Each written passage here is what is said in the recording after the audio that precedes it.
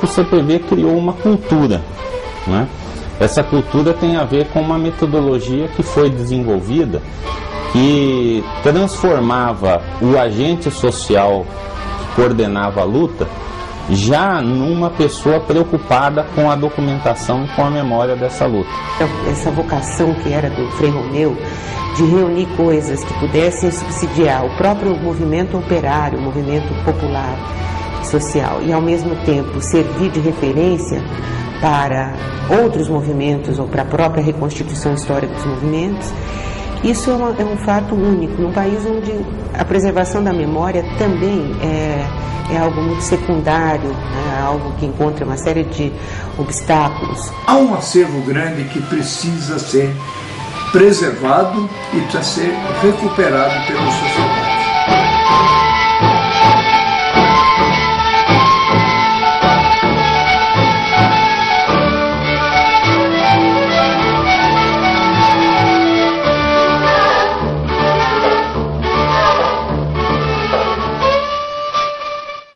Como militante da Pastoral Operária e um dos organizadores da oposição metalúrgica sindical de São Paulo, eu pude presenciar a formação do Centro Pastoral Vergueiro, tentando, digamos, arquivar e, ao mesmo tempo, oferecer ao próprio movimento social um material que ajudasse a refletir sobre a realidade do momento, sobre os movimentos históricos, sobre as perspectivas para o futuro.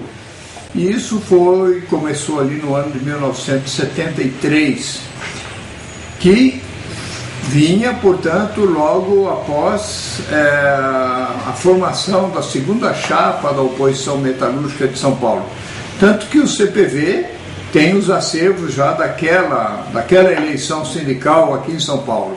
Me lembro que vários movimentos populares trabalharam junto com o CPV e podiam realmente resgatar aquilo que tinham produzido, trabalhar, criar, digamos assim, esquemas para a formação de novos militantes e para fazer irradiar o movimento. E eu creio que foi muito importante. Então foram muitos e muitos anos. Duvido que tenha alguma entidade de caráter popular que tenha um acervo tão grande da realidade política, econômica, social, cultural, portanto ideológica, de todos esses anos, entre 73 e pelo menos aí, digamos, 95. Acho que a oposição sindical deve muito à cobertura que teve do CPV. Muito dos arquivos que permitem agora fazer esse esforço de recuperação do projeto, esse projeto da memória da oposição sindical, que marcou a história do movimento sindical no Brasil, naquela época difícil, se deve ao CPV. Mas os movimentos populares têm ali também um acervo muito grande. E isso é fundamental para a nossa juventude. Por isso é importante a iniciativa de se divulgar isto, de colocar todo esse acervo nas mãos das atuais e futuras gerações. Eu conheci o CPV aos 17 anos de idade. Eu militava em Campinas, nos movimentos populares, nas comunidades eclesiais de base, na pastoral operária, pastoral da juventude.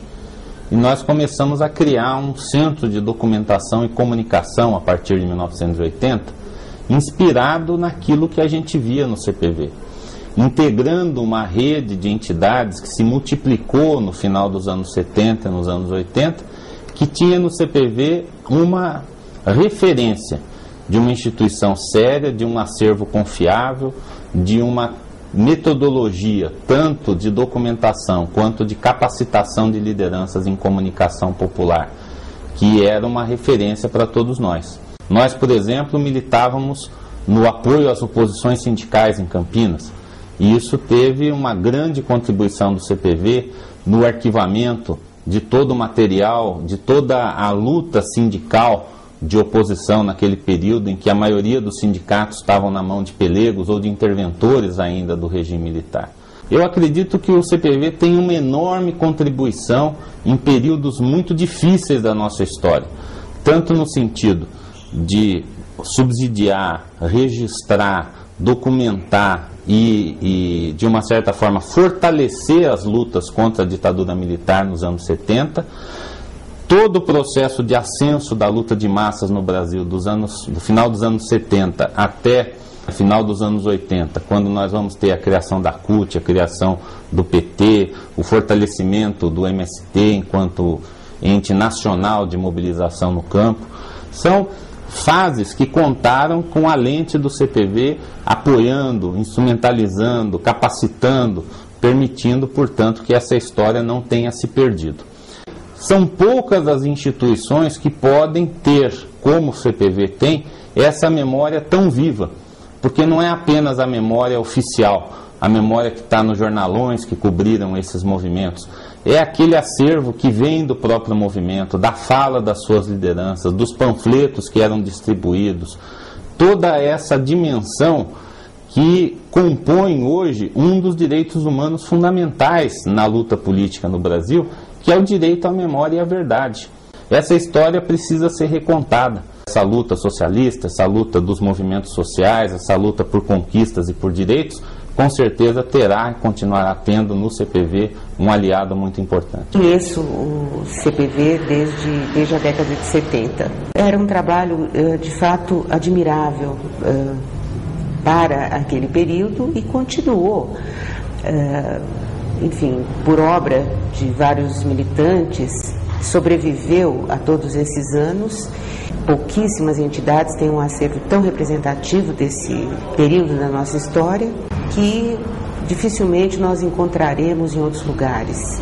As pessoas também não guardam aquilo que consideram material efêmero, né, de trato imediato, que é uma panfletagem, uma convocação para um determinado encontro, ou mesmo um boletim informativo. Esse tipo de material, mesmo entre os militantes, entre as pessoas que participam desses movimentos, não é objeto de uma guarda sistemática. Daí a importância de se ter uma instituição que reúna todo esse material e possa disponibilizá-lo para todas essas funções que ele cumpre. Temos outros centros que reúnem esse material, mas não na proporção e na quantidade, com a representatividade que tem o acervo do CPV.